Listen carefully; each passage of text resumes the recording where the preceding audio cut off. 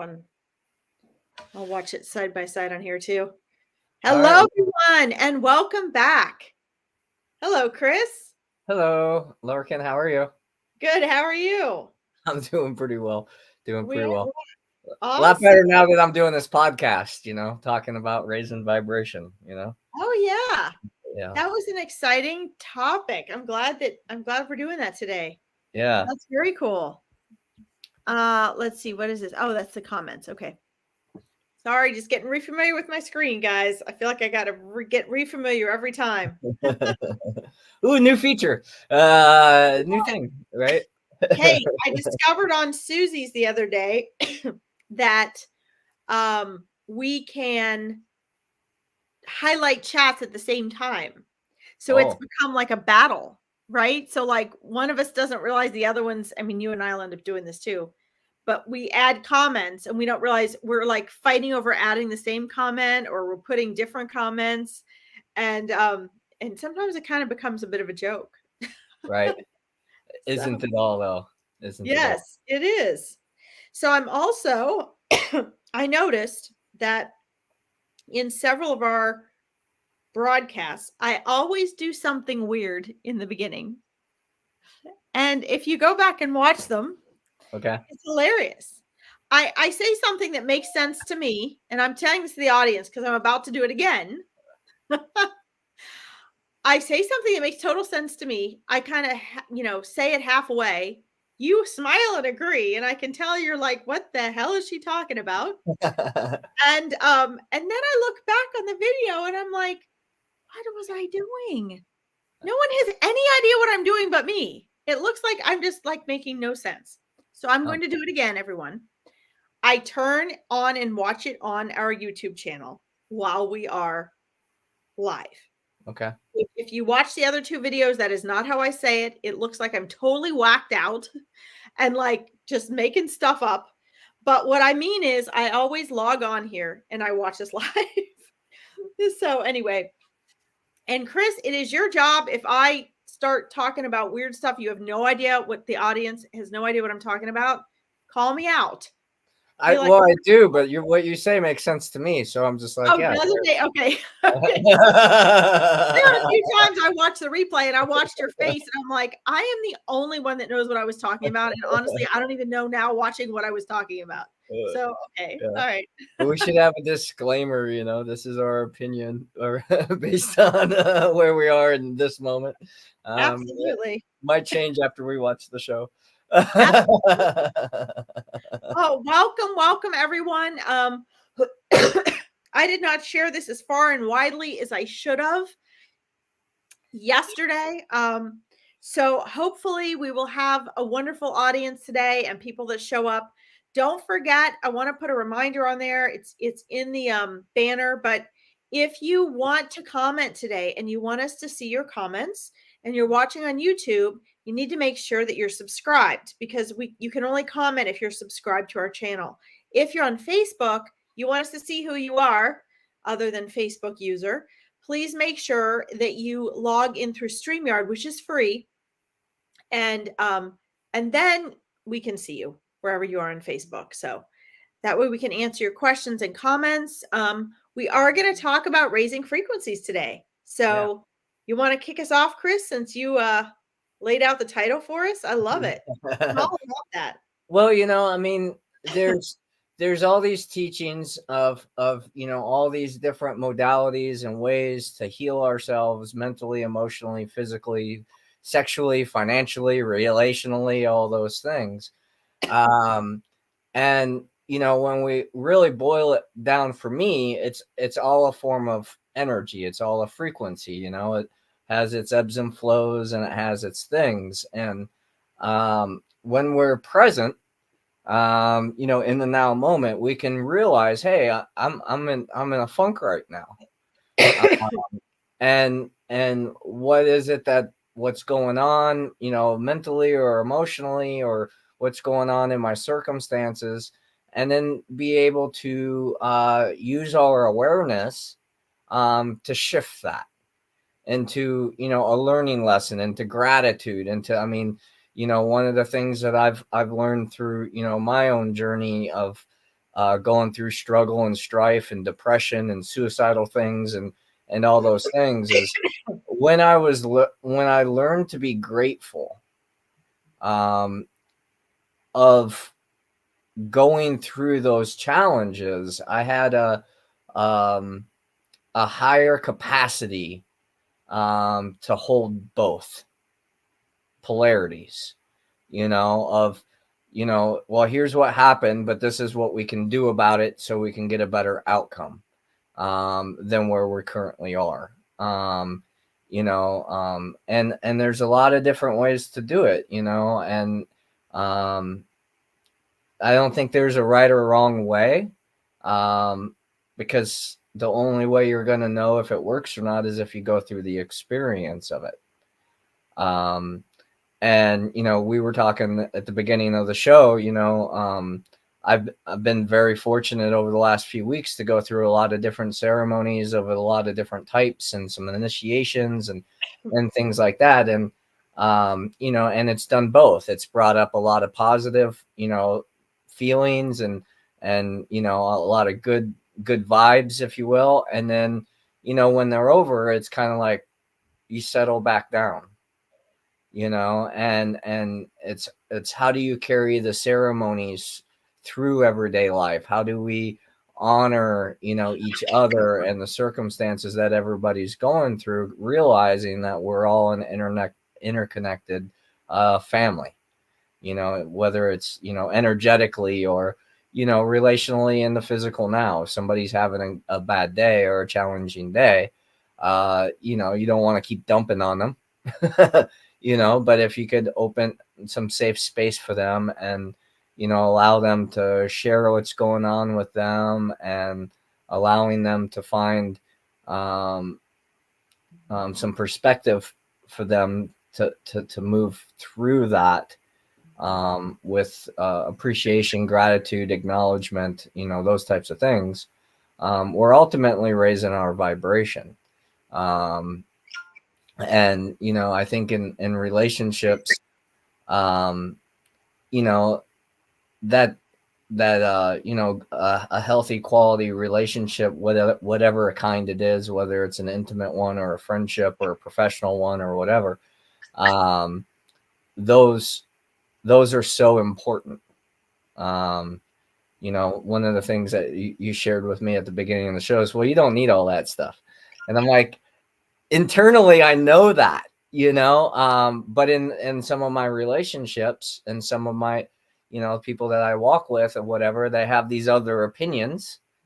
And even though I don't own them or feel like they're necessarily absolutely true, I went and had healing sessions and did some other things to find out that truth for me, because maybe they didn't see something that maybe they saw something that my ego wasn't going to let me see, or, whatever you have it.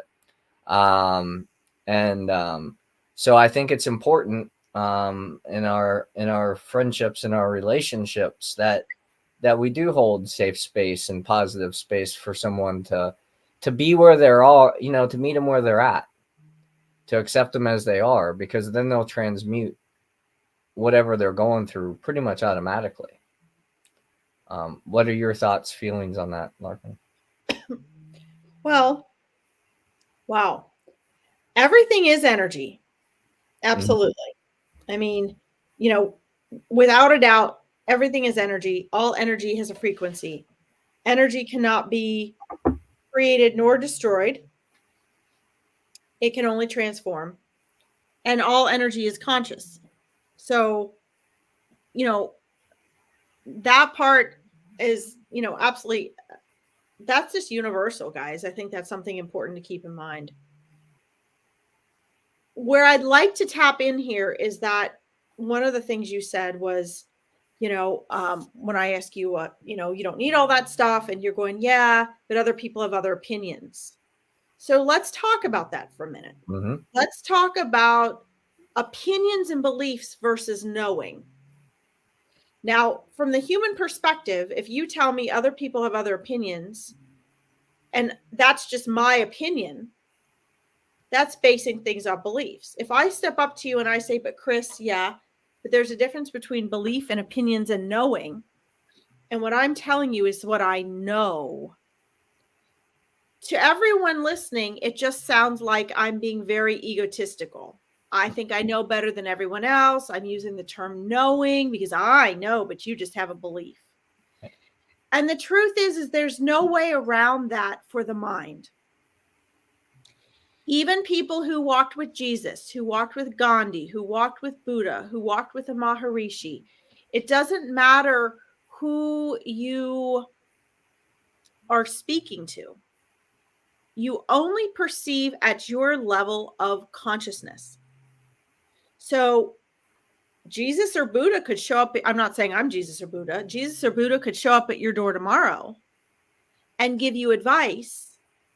But if your level of consciousness doesn't know for yourself from the inside out what they're sharing, you can only take a teeny tiny part of that. You might even walk away and say, as people did with Buddha and Jesus, what do you know? Hi, Tracy. Welcome. What do you know? That's your opinion. Oh, they said to Jesus, didn't they? You think you know everything. You think you're God. Okay, well, let's just look at Jesus as just a teacher, just a human teacher right now, right? Let's take the religious aspect out of it. So you, in what you're talking about, to me, represent being at the precipice of your own transmutation. And I'm going to step in here and boldly say, there is a difference. There's a huge difference. And we know this neurologically, but there's a huge difference between belief, knowing, and opinions. Okay. So opinions, in my opinion, are like assholes. Everybody has them. Okay. They mean nothing. Honestly, if you give me your opinion, it means nothing. No offense. It means nothing. My opinion also means nothing. And I openly acknowledge that. We live in a world that puts so much emphasis on opinion. Why does it do that? Because those who are influencing society for their own benefit can easily brainwash us with the 95% of our mind we are not aware of in order to sway our opinion in the way that they want it. They spend billions of dollars on swaying our opinion. Mm-hmm. So it behooves those who benefit from feeding off of people in society, no matter what level that is, whether it's government, whether it's the top 10 families in the world, whether it's, a multi-million dollar, billion-dollar business owner, it doesn't matter. Right. Whether marketing, it's right? What? Marketing. Yeah, marketing. I mean, even a lot of coaches, there's a lot of genuine coaches out there, like myself. There's a lot of people that think they're genuine and they're not. And then there's a lot of people just on the bandwagon to make money, just using people. Right. And bottom line is, no matter what level you are financially at that using, it benefits you to use and take advantage of people's opinions, to sway and manipulate their opinions. And that's what's going on. And that, my friends, is exactly why opinions mean nothing. They honestly are valueless.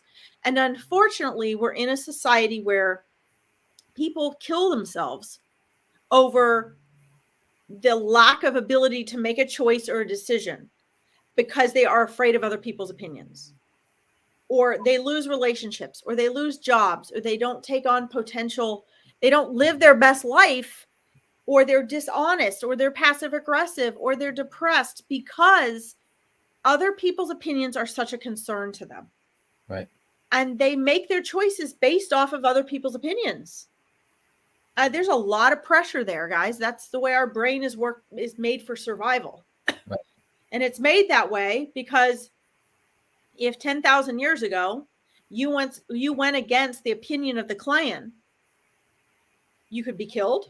You could be outcast. If you were outcast, you were sent to the cannibals across the river, right? So the same thing happens today, just in a different way. It's not as severe. You're thrown to the wolves, all right. You're just not thrown to the cannibals across the river. Okay. Right. That's opinions. Mm-hmm. Belief is just repeated thought. That's all it is. Mm-hmm. So if someone says to me, well, okay, like people, I have, my husband will say to me all the time, well, that's just your belief. We have this ongoing argument about this. Okay, well, belief versus knowing. We're going to get to the knowing in a few minutes, because if we really want to talk about raising your frequency, guys, you got to get beyond opinions. You got to get beyond belief, and you got to get to the knowing. And guess what? The knowing can only come from you. And you have to know something so strongly that you don't care about anyone else's opinions. You don't care what anyone else believes. It goes beyond your belief. There are a lot of things I don't believe or I believe in, but I know something different. So what is that difference? The knowing can only come through you. You can't prove it to anybody else. The only way you can prove a knowing to someone else is by helping them to know something for themselves. So, for example, when I do a psychic reading or a mediumship reading, they can believe me. I can give them proof, validation, and evidence for the mediumship, the spirit that's coming through. But that's not the same as knowing. I want someone to walk away from a reading and be able to know for themselves. Because I have the knowing while I'm doing the reading, but they have to believe me. They have to believe the spirit is there.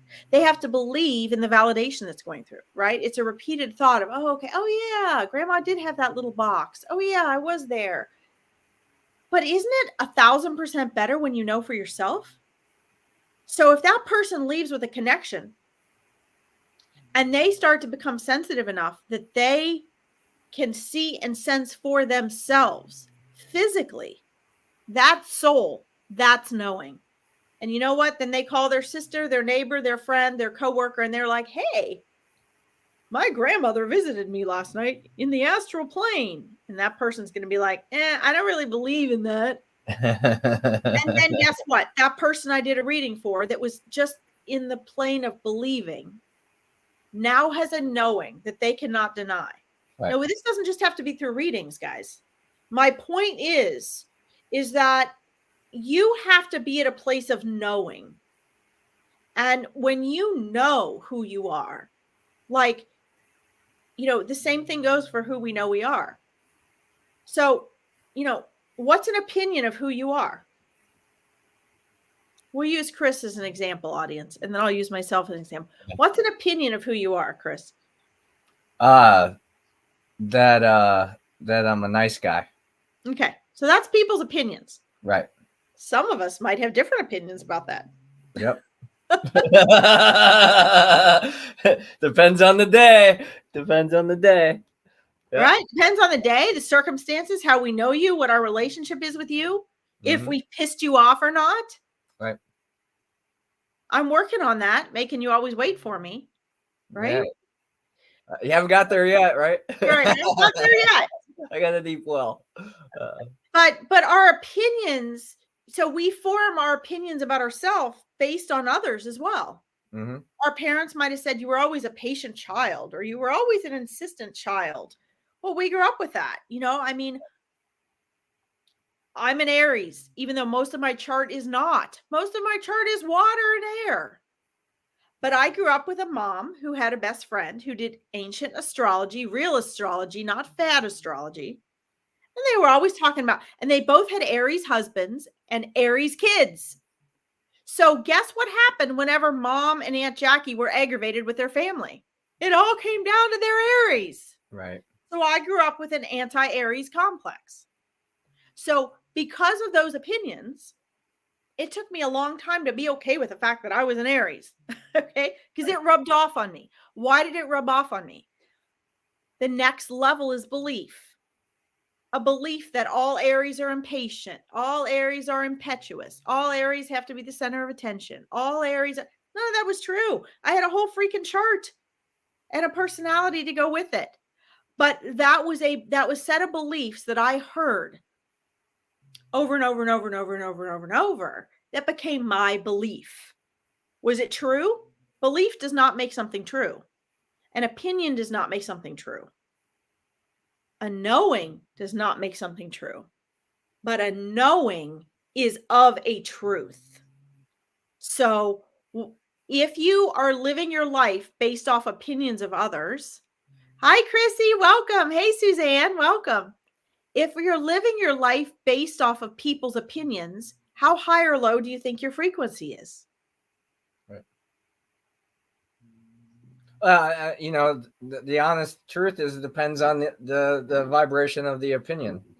Yeah. You know? I mean, of where they are, you know, and Right. and that goes back to, you know, we're the average of the 5 people we spend the most time with. Exactly. So when we're spending time with people that are, you know, trying to you know, heal the planet and heal humanity and be creative and bring new things to life and that type of thing, those opinions will be of that caliber. And then on the vice versa, those people who are trying to stay in their comfort zone, Right. you know, their opinions are, well, that's just what you have to deal with. That's what you have to, it is what it is. Suzanne says my late husband was a Gemini. Love them. But see, so here's the thing. And you're a Leo, Suzanne. Cool. All right. See, this is fun. But we can have all these beliefs and we identify with people's opinions that we make our own because they're contagious. Even if it goes in that 95% we're not aware of. And then we identify with our beliefs of that. And other people pass their beliefs on. So when we're living according to opinions and beliefs, we're giving our power away to something outside of ourselves, which automatically lowers our frequency. Oh my God, you're a Capricorn. This is great. I love knowing what you guys are. This is brilliant. But so let's go into the knowing. What's the difference then between living a life or living at least part of your life or making decisions from belief and opinion versus knowing? As soon as you're coming from a place of knowing, and you got to be really careful here. Oh, Chrissy, you're a Cancer. Oh, we're getting a whole variety here. This is great. when you're living from a place of knowing, you have to be very careful. Then you're not confusing it with belief.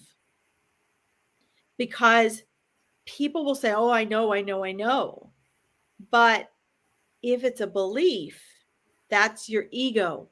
Belief is mind. Knowing is consciousness.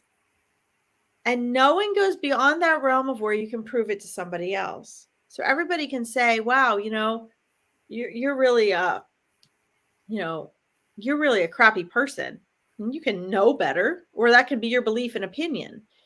But the point is it doesn't matter if you know who you are. Yeah. That's something you can know. And so if we're talking about raising frequency today, if you want to have your highest frequency, you have to be in alignment.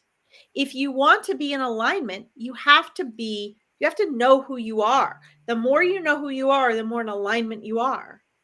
Because the less you will allow external opinions and beliefs to affect you. You can create and develop as a human. We have a mind, so we need beliefs. We will have beliefs no matter what. But the question is, are they coming from your knowing? Are they a reflection of who you know you are? What synchronizes with you? Or are they a reflection of other people's opinions? See, those beliefs can go in the middle of knowing and beliefs. So, you know, if you guys want to raise your frequency, stop trying to figure out who you are or figure out who you want to create and get back to remembering who you are as that being before you came here. Right. I need to shut up, but I want to share this, Chris. No, Eckhart Tolle's wife, it's really cool. Because if you read about her, you listen to her interviews, she had multiple psychological diagnoses, very severe. She was bipolar, schizophrenic, suicidal. She had all sorts of complex things. She was on medication her entire life. And once she became aware, once she just awakening, disidentified with thought and realized that her thoughts were nothing more than her thoughts that she was experiencing, that she was not her thoughts, all that went away. Right. She got off all of her medication. She doesn't have any of that anymore. She's a peaceful, joyful person. And so this is a potential for all of us, but it comes from that place of knowing she's not living from her thoughts anymore, identified with thoughts that are full of opinions and beliefs. She's now living from the knowing of who she is. And her frequency went from here, boing, to there. Yeah. So, yeah. So if, and we can take this into anything. We can take this into manifesting or healing, like Chris was talking about, So I think that's really important. Thank you guys for the little the stars, for the hearts and the thumbs up. Yeah. Here. Yeah. So what do you think about that, Chris, as far as like, raising the frequency for healing, like you were talking about some before, and for manifesting? I mean, I really think they're one and the same. I mean, they're different labels, right? But what we're talking about, at least for my opinion, right?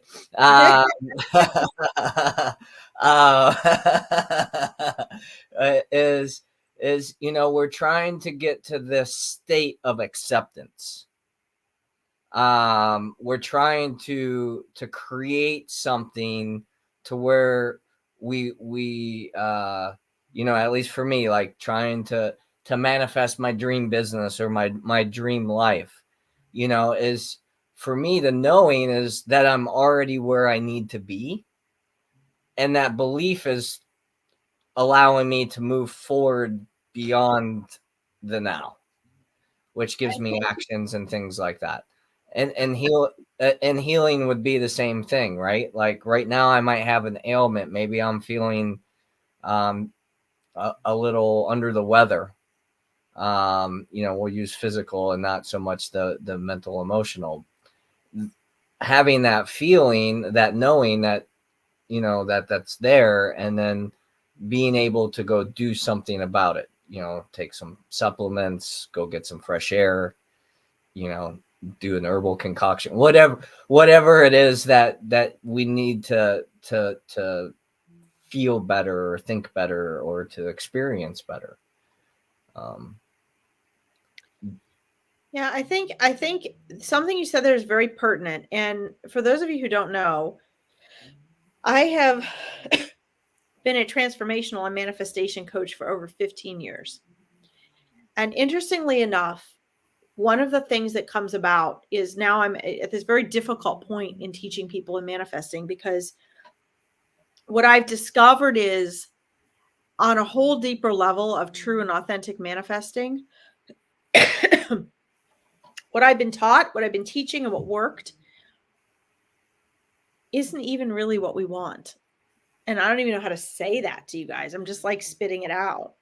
Because if you go back to what a lot of the great master teachers have taught over the years, the great spiritual teachers, like the Zen masters that teach, if you really want peace, if you really want bliss in your life, if you really want to live your best life, per se, they don't say it that way, want nothing. And so the line I want to differentiate here is, one is ego and one is consciousness. You can't sell consciousness. So if people want you to buy a program or get into this and that, they have to sell you something that you want to buy, that you are willing to give money for, because you want it. You have to emotionally want it. Well, guess what? Emotion is the mind and the body. Guess what that is? Ego. Not feeling, emotion. 1 second, Suzanne, I see your comment.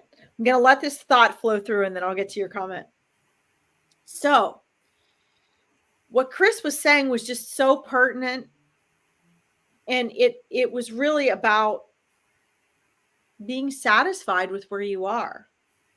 Things you were saying was reminding me, it's not about, we're talking about, we're sold. It's just such a fad now. And I used it. I mean, it was in all my marketing and everything because I really wanted to help people have their best life. My first goal was to help people stop struggling and suffering and then empower them to manifest their best life. Well, guess what? If you surrender and you align and you remember who you are, you don't have to do any of the work. Your best life will be handed to you. You don't have to think about it. You don't have to focus on it. You don't have to try to align with it. You don't have to do all the little techniques that I've taught people that work. But it's a lot more effort. And here's the thing. Your higher self, your greater self, your true self, spirit, the universe knows what you want already. It's already trying to offer you what you want. And here's the other kicker. It's not about what you want. What you want is ego. Ego wants. Soul already has. So really what humans are doing in this attempt to manifest in our discovery that we can manipulate our physical reality with our mind is it's actually an ego trip. Mm-hmm. And I just knocked everything I've done for the past 20 years. There's nothing wrong with that. Mm-hmm. As long as you guys understand that it's a lot more work and it's mindset work and it's mind. And in the end, sometimes you get there and you're like, oh, that's not what I wanted. But yet, if you align, you will get better than what you expected. You want anything because of the way it makes you feel, right? As Abraham Hicks is famous for saying. But the universe will already deliver you your best experience, your best feeling. If you learn to align instead of trying to force a manifestation. Let's see. Suzanne says, by the way, we update on my friends. Dog Samson. So she was on my broadcast yesterday. He's home from the veterinary surgeon and really pleased with his recovery and operation yesterday. Yay, that's wonderful, Suzanne. Thank you for the update. That's wonderful. Let's see. Suzanne says, you get what you need, not what you want. Yes, thank you. I love that, Suzanne. That's so true. You get what you need, not what you want, if you allow it. But if you go after what you want, it takes you a long time sometimes to get what really is going to give you the best experience. I don't want to say best experience. Words are so limiting. The experience you think you want, right? Right. Here's a great question for us, Chris. Yeah, I saw that. He says, how do you align? Oh, look at that. The new thing. I'm just blown away that there's a thing on. Isn't that cool? Yeah, that is cool. Do you wanna field this one or? Oh, it doesn't matter. I mean, for me, aligning is being in the present. And being in that feeling now because you're a creator.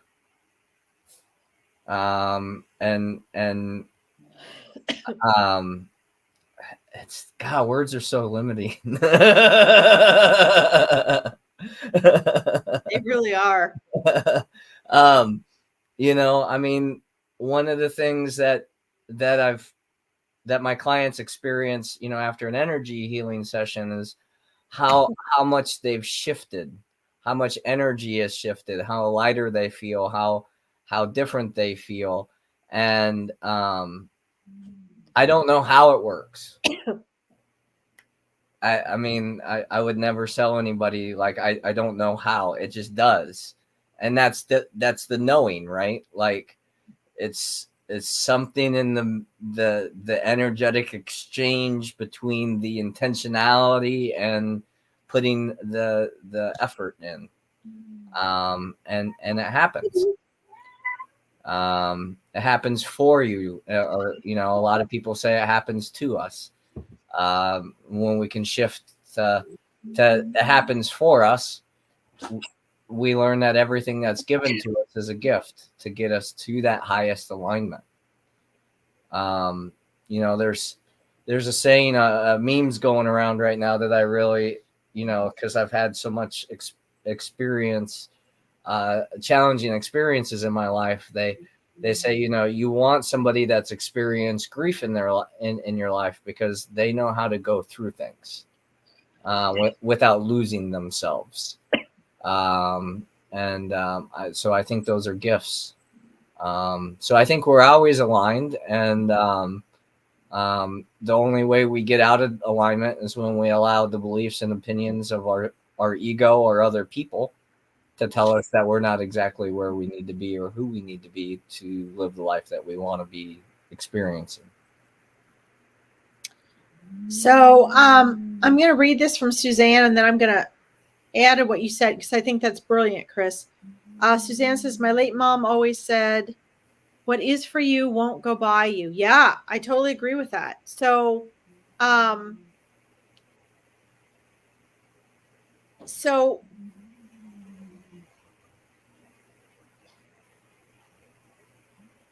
based on what is for you won't go by you. Okay, so let's kind of back up and take that there and add it to Tracy's question. How do you align? It is a universal law. What you put out must come back to you. Your external reality is a reflection of your internal. I believe it is very important to recognize ourselves as whole beings, as eternal souls that were here before we were born and will be hereafter, will exist after, that temporarily, though, have this brain, this body, and this mind. They're three different things. While we're in this physical form, we are complicated. We have been made complex. What is simple has been made complex. The mind is like a projected physical version of our consciousness, right? It's like making you have a gigantic wedding cake and then you make like a mini cookie out of it. Okay, that would be like the mind. It's like a manifested replication of our consciousness, but it's so much less. But it allows us to be in this world temporarily, right? What's interesting about humans is that as eternal conscious souls, we can manifest like this. But can you imagine what a disaster that would be? If you were angry at someone, if somebody was mad at you and they were like, God, I wish she would just drop dead. Can you imagine? Boom, you'd be dead. Then we'd have to be, oh, whoops, I take that back. Ooh, God, right? Think about the world for just a minute, the way that it is, the people that you know, the drama that we have, as indecisive as we are, as confused as we get, as long as we procrastinate making decisions. Can you imagine what a mess life would be if we all had this capacity to instantaneously manifest like we do when we're not here and non-physical? Yikes. So instead, we're given this slower vibration where we can practice our manifesting. The problem is we are given a mind as a tool. And for everybody, until you consciously awaken, which 99.999% of people will not in their lifetime, it takes over our lives. Because we live in a world that hasn't yet realized and keeps us from remembering who we are. The more you remember who you are, the more you can be present. Now, you don't have to remember who you are to be present. I want to get back to Tracy's question about how do you align. Chris, he nailed it. He nailed it. You have to be present. Now, do you have to be present 24/7? No. The most powerful and only place to manifest is in the now. The now is not a segment in time. Everybody thinks the now means it's in time. It's not. It's in between the seconds. It's the now is God. This is going to be hard for you guys to swallow, but just go with me here on this. Just roll with me on this. The now is so much more. It's not just time. It's not just a state of being. The now is all there is. You are the now. So when we can focus, like all of my coaching clients are all required to read The Power of Now. That's their book. There's a bunch of other things we work on, but that's what they have to read. Because when you get the now, everything else starts to make sense. So I totally agree with Chris. And I know personally, aligning is about being present. But most people are not going to even ever know what the now is, because most of them are too caught up in their thoughts and too impatient and too busy to really ever get in the now. There's a million excuses. I can't read the book. I put the book down. I can't listen to it. It's too boring. Whatever it is, I can't still my mind. Yes, you can. You're just choosing not to. Sorry. Everything's a choice. And when we say something is not a choice, because we always have an internal choice into how we respond to something, always. We're given that free will.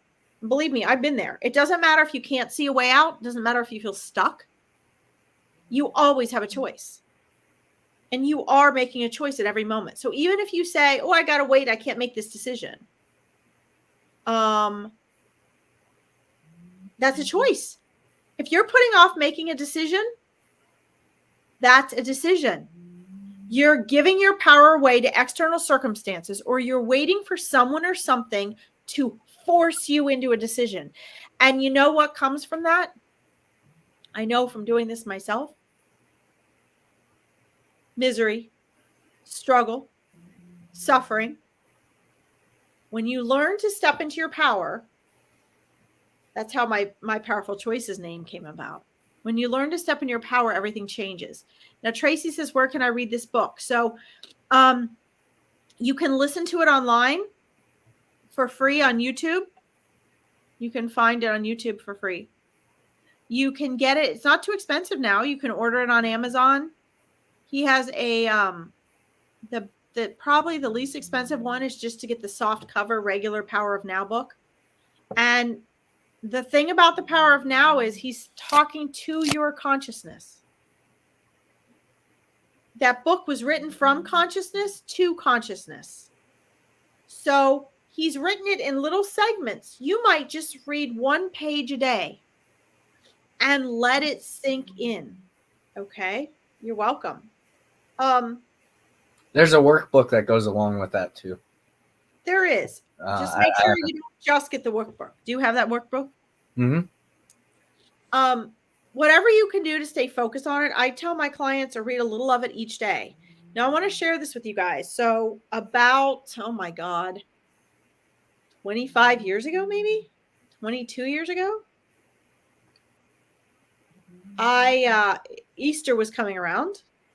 I wanted to give my friends and family a gift. There was a new bookstore down the street from me, the one in Westchester, Chris. It was the Barnes and Nobles. Okay. Don't ask me why. I was like, I'm going to the bookstore. Got out. I'd never heard of Eckhart Tolle. I'd never been in this bookstore before. I didn't know where the New Age section was. I didn't even know what I was looking for. I just wanted to get everyone a book for Easter. I park in front of the door. There's a parking spot right there. I never park there. I always park far away. Right next to the door, get out, walk in, walked straight back to the New Age section.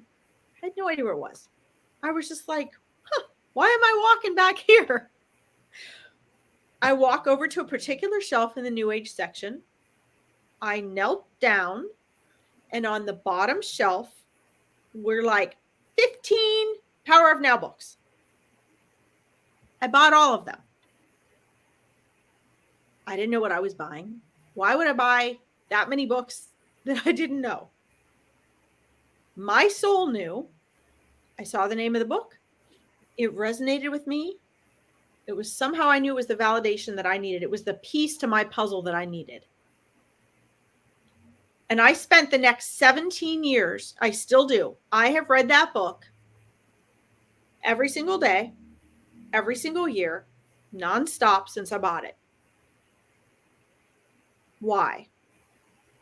Because there are very few people on the planet that I can relate to as humans that get it. And with all the people I interact with, I need to surround myself. I need to have interaction with a human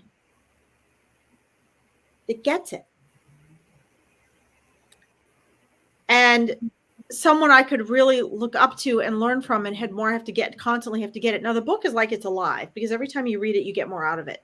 So when you read it, you will get whatever you need out of it. For 17 years, I read this book and got breakthroughs. And then one day, when I had hit rock bottom, I just had a breakup. I couldn't find a job. Everything was a mess. And I did what I always did, and I got it. I got what the now was. And, Eckhart Tolle said when he had his awakening, he sat on a park bench for 3 months and did nothing. I sat in my backyard for 3 weeks like this. I realized I had spent my entire life in my head. As much as I remembered who I was, as conscious as I was, as spiritual as I was, as much of a cosmic memory as I had, the cosmic memory still came through my mind. I was in the now. And it was like, I know what people say when they say they're born again. Well, not everybody really is when they say it, but I know what the real meaning of it is now. Because I saw colors. All my senses were heightened. It was like I was sensing things I'd never sensed before. I felt so much more alive. My life was a mess. And you know what? All I could see was how perfect it was. Everything was perfect. I had nothing to complain about. Nothing. And I couldn't understand how I had ever thought it was anything less than perfect. Now, why am I sharing this? And I know I need to shut up, Chris. I'm sorry, but it came to me that I had to share this. I had to share this. This is not me trying to be egocentric or egotistical or boast about myself. Everyone has this potential, and I share it only as an example that anyone can do this because it is your true nature. All that happened was as I connected to consciousness as Eckhart because I kept reading the consciousness Eckhart Tolle had written, and my consciousness kept connecting to it. Giving myself the chance to do that every day had made it enough of a habit that I was able to poke holes in what I call like the black helmet on your head. Like your ego, your mind is like a black helmet. And in the front of it is a movie screen. And everything you think and you're told and you believe and is habits and repetition, you see on this movie screen, and that's what you believe. But outside of that black helmet with that movie screen is reality. Not the reality you make up. Reality as it is. And reading that book started poking little holes, and little bits of light started coming in through that helmet.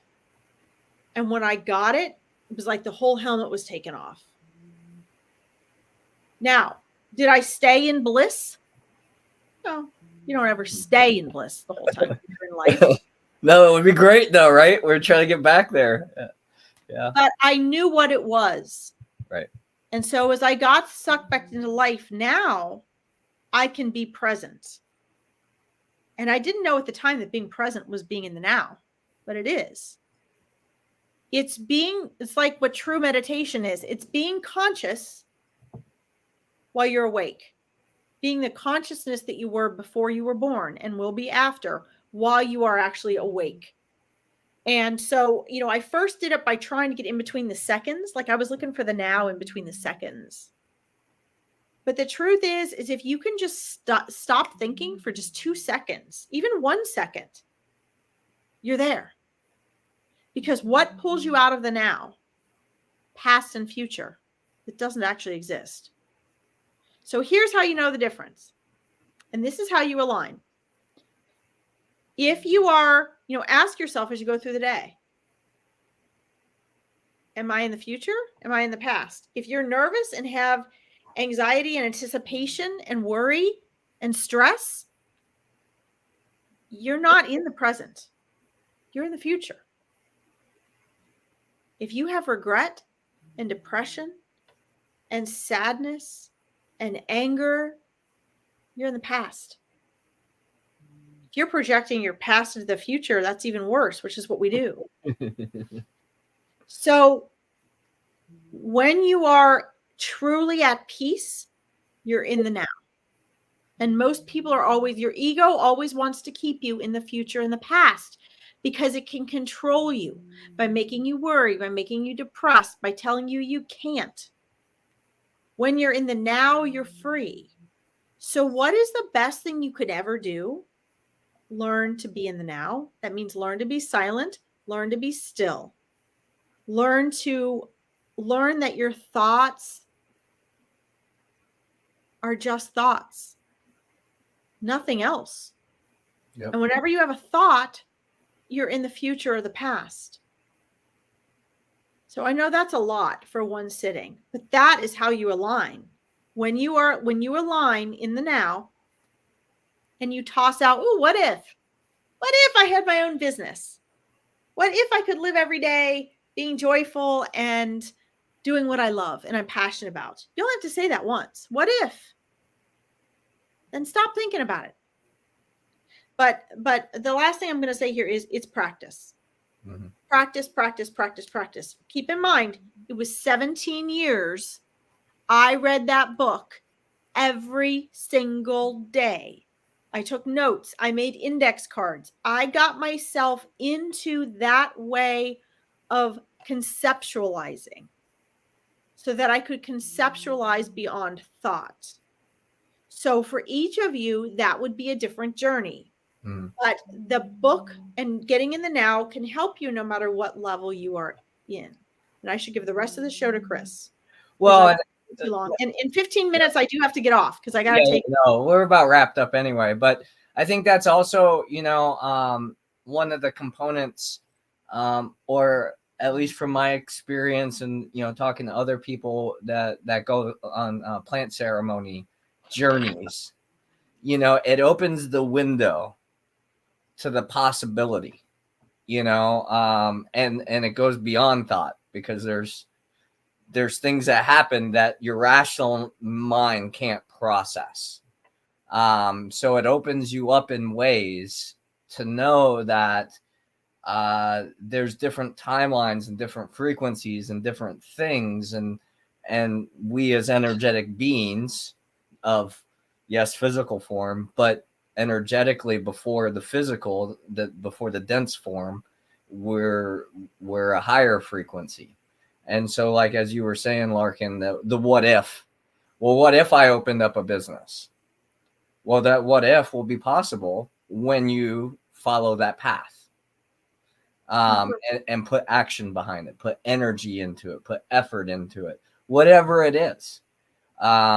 And then that can become a manifestation in reality. You got to dream it before it can become, a tangible. And we bring it through tangibly through our actions.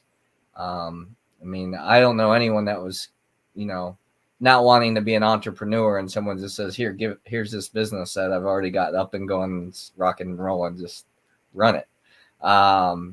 I don't know people that have that's happened to. But I do know that I have achieved those things in my own life by that what if. Not knowing what I was going to do, not knowing how I was going to go get it done, just go forth.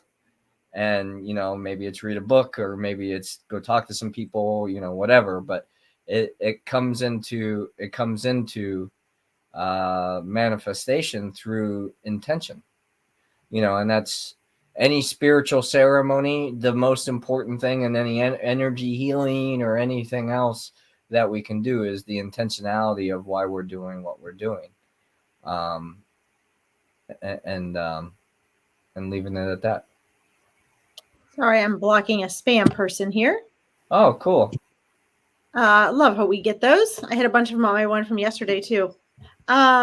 So yeah, I mean, I think that you guys can think of, manifesting in a couple of different ways. And I think that, what Chris just said, is you really have to be, I'm glad you enjoyed that, Tracy. I think this is such a powerful conversation because you will get where you are frequency wise, no matter what you think you're manifesting and think you're wanting. You will always get what your frequency truly is. And this is where people get caught up and confused. I mean, I've seen this for 20 years. You think you're doing one thing, you think you have one frequency going on, but really you have something else going on. Right. And this is where self-awareness and being aware of, I can't say this enough. We create our life not with the 5% of our mind that you guys are listening to us here, that you're thinking, oh, this is nice. I like this. What great conversation. They're helping me. That's your 5%. But your 95%, that's all the programming. That's all the beliefs. That's all the opinions stored in there. Those are all the fears and the blocks stored in there. Those are all the habits you've learned from other people. So as we become aware of those things or we step just into consciousness and those all fall away, then we can align. Let's see. Do this. Suzanne says, I take a craft class to help others make their own creations. I never thought I could even be capable of doing this, and I feel so good about it. Wonderful. Yeah, I mean, life will surprise you if, you're going for the feeling. So if you just go for the feeling, even if you don't know specifically what that looks like, you don't have to know the how and you don't have to know what it looks like. But if you know what the experience from the inside out feels like, and you practice that feeling, that experience, which comes through what? Which you started this whole broadcast out with, Chris, gratitude. Mm-hmm. Yeah, I think that's why the why is so important, right? Because the why is more of a feeling, why it's important for you to move in that direction than the how. Mm-hmm. Because there's so many different paths to lead to the same destination. But when we're looking for freedom, I think that's what most of us are seeking, in life is a sense of freedom, a sense of peace, of acceptance. When we realize that it's there, we just might not like it. Because it comes down to choice and responsibility, right? And that's the kicker. You can project that you're a joy fairy all day long, but then when you're cussing at somebody later on in the day, it's like, are you really as joyful as you want to pretend yourself to be? Because that's your persona. That's that character that we try to create and maintain our ego to be able to navigate in the world. And I love what the Dalai Lama says about balance and all of this stuff. And it's when somebody gives you praise, remember the critics, and when someone criticizes you, remember those who praise you. Because if you're using outside opinions to help justify your place in this reality, there's going to be both. And if not, you're living under a rock. Right. I mean, everybody's going to have their opinion of you.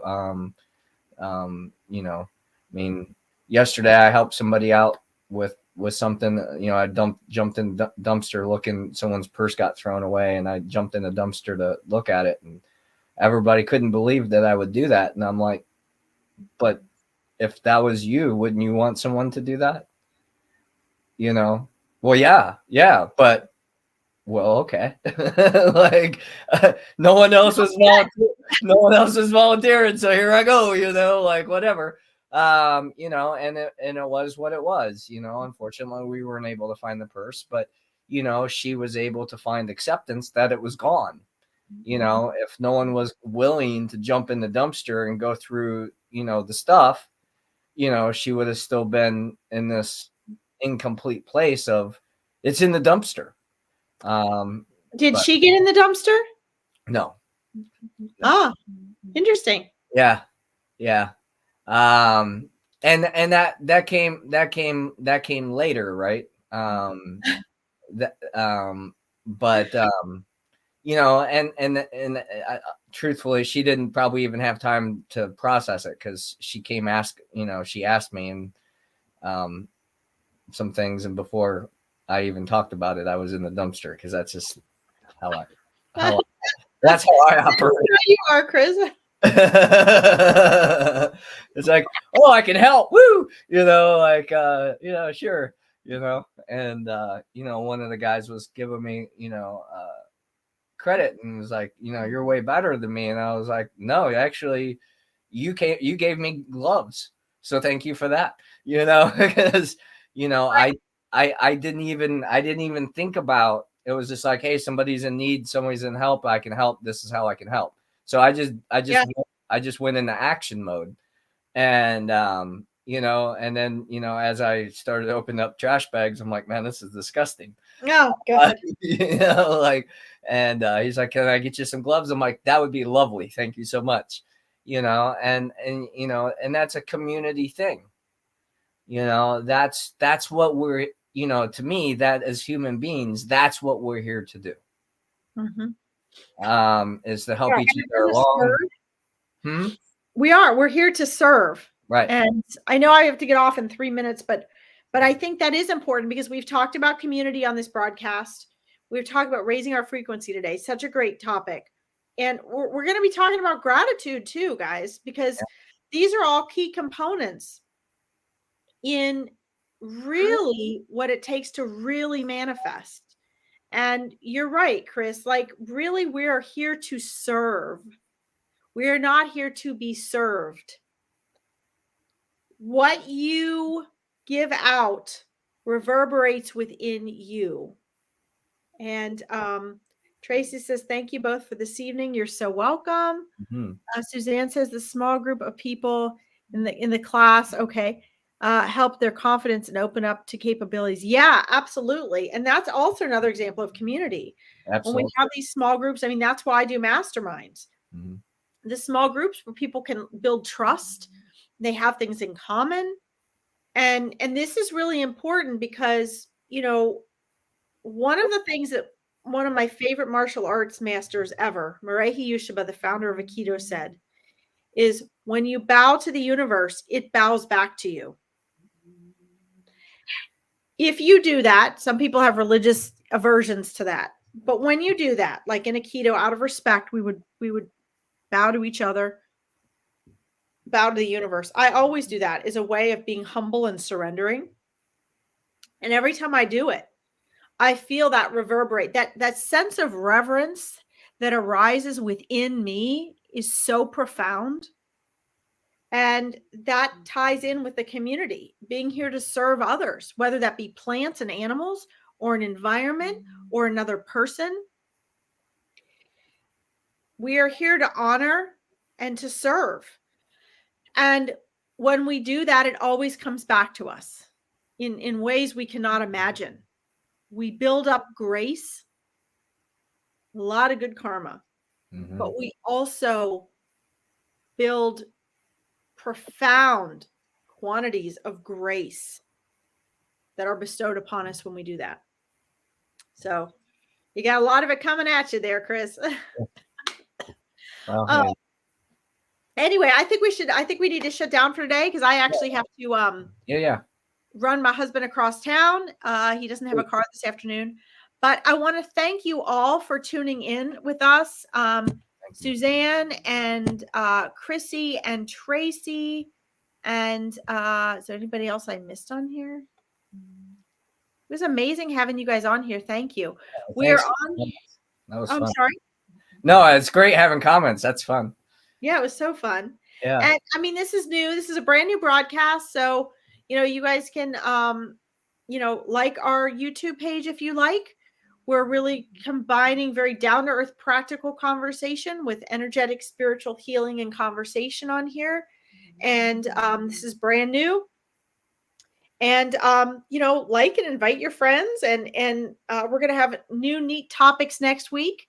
Chris, did you have any last words? Thank you, Suzanne. Thank you for your energy and your participation today. There would be no purpose without everybody that has taken part in the present and in the future, right? So, so yes, thank you so much. Yes.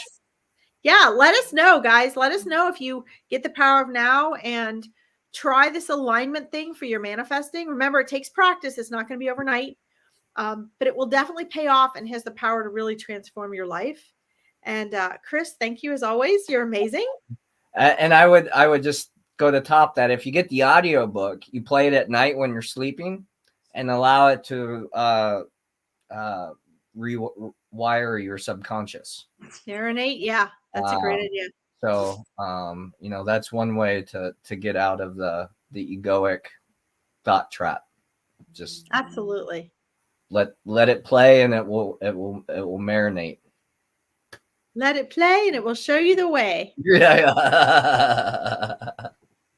So thanks again, and enjoy your day. Thanks so much, Larkin. Appreciate you as always. You too, Chris. And we'll talk real soon. Thank you so much, everyone. Bye-bye. Bye-bye.